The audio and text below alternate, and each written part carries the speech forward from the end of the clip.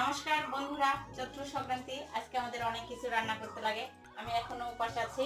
দেখো আমি আজকে কি কি রান্না করবো তোমাদের সাথে শেয়ার করছি।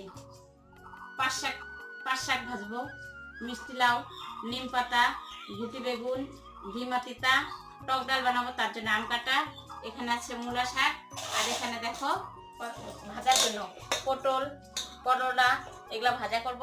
সাথে আমার কাঁঠাল আছে, খেসারির ডাল ভেজানো আছে, খেসারির ডালের বড়া করব।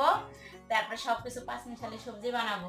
যদি এই ভিডিওটা তোমাদের ভালো লাগে, লাইক সাবস্ক্রাইব করে দিবে, সবাই পাশে থাকবে। আমার ছেলে দেখো কি সুন্দর থাল বসে কলা পাতা গোল করে কেটে নিচ্ছে, বলছে এটা আমাদের প্রসাদ খাবে।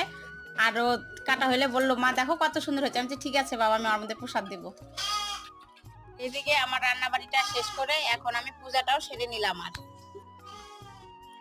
বন্ধুরা, তোমরা সবাই কে কে এই পূজাটা করো কমেন্ট করে জানাবে। আমরা তো করি, এর জন্যই আমি